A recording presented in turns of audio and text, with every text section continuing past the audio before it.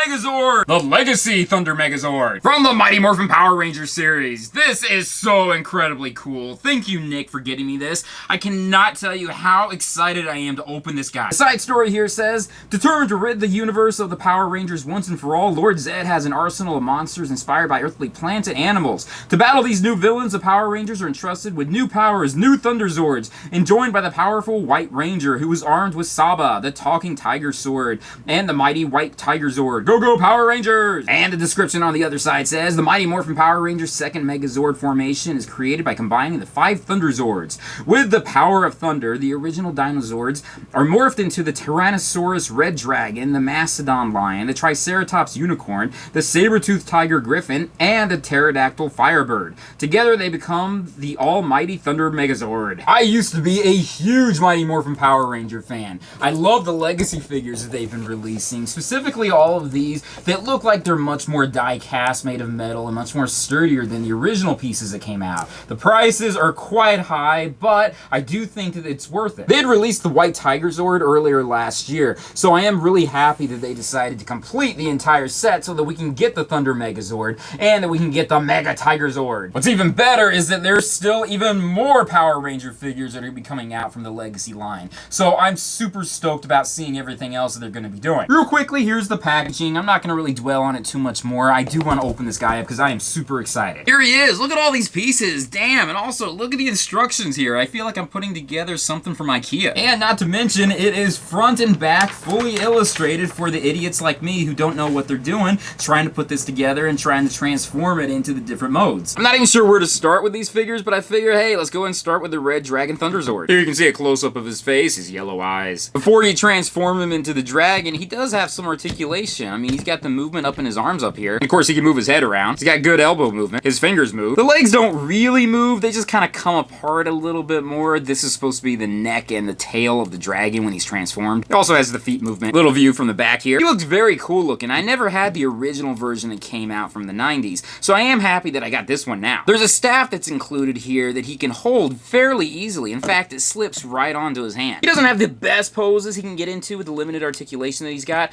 but for what he is, I think it's pretty cool. But let's go and transform him into the dragon mode. First, remove his head. Oh my god, his head comes off. Then you detach his chest crotch piece. Then move over his back piece. And you separate his arms. You split his legs apart. Rotate them. You pull them apart. On one side, his foot comes out with a little small extra piece here that is perfect for attaching that little crotch piece you took off earlier. And remember the headpiece you took off? Well, that also kind of transforms slightly so that you can use that as the dragon head. And that slips right into the front. So here we have the Red Dragon Thunder Zord. Fairly simple, nothing too complicated. The only complaint I really have is the pieces that are locked on really come off very easily. In fact, like here, the arms kind of come off very simple. That's the only problem I'm really having with this. But then again, chances are I probably won't have him in this mode very often. Here's the Lion Thunder Zord. This one actually has more metal to it than the other pieces that I've noticed. It's a shame his mouth doesn't open up. That would be really cool if that was the case. He has limited little movement here, but it's really more just because he's supposed to be like the tank. He's like the middle body portion of the Thunder Zord. The back portion also has the helmet for the completed Zord as well. It's somewhat more for storage, but it does also add to the character, and it looks like the overall design for it is kind of cool. The Firebird I thought was very cool looking too. It was a huge improvement over the Pterodactyl that really didn't do anything. This one, at least we have some movement. Close up of the design, this is actually sculpted on there and painted. I thought at first it was just going to be decals, but it's not. We got head movement here too. Underneath you can see all of the connector pieces that this is going to be transformed into in a minute. The Thunderbird also has a connector you can put on the back. Some people think it looks like gold flame coming out. I think it looks like its tail, and I think it looks really cool. The Unicorn and Griffon are almost the same pieces. I mean, there is some differences in their sculpt,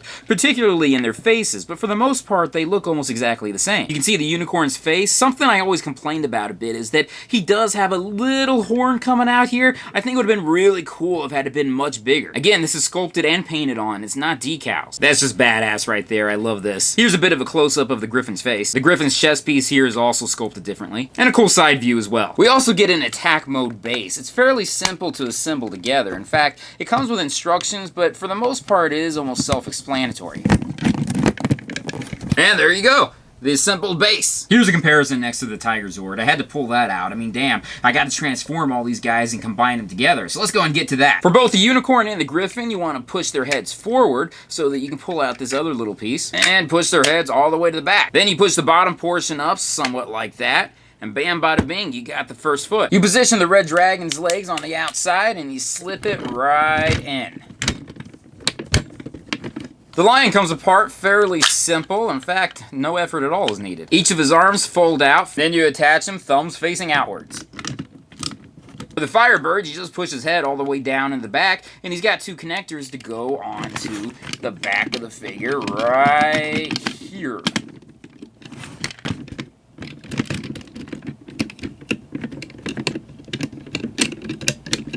The next piece is the chest piece, which is the lion. You want to push the lion's head forward, and there are two connectors on the back, and you simply push it onto his chest, which should connect fairly simple. Let me see. There you go.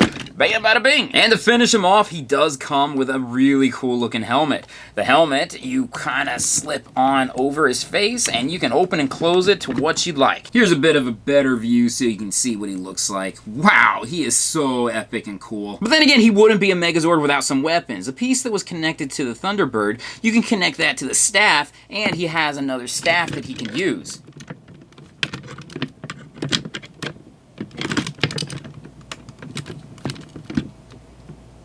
But can we just take a minute and appreciate this Katana Blade? Look at this. Look at how cool this looks. Again, this is sculpted on. This is not a decal. It is painted, but the sculpt on it, you can actually feel it. And the images that are sculpted onto this as well, holy crap. I mean, wow. I am so impressed with this.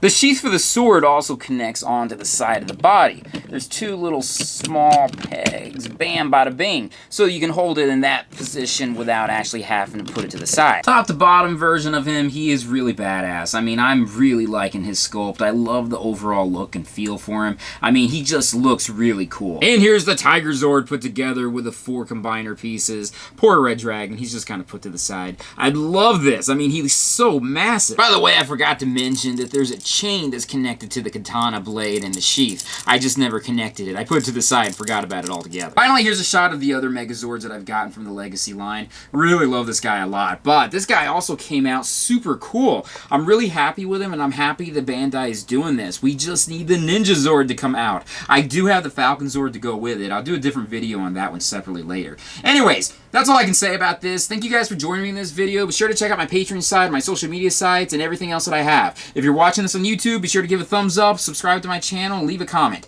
Peace, love, namaste, and I'll see you guys later. Peace.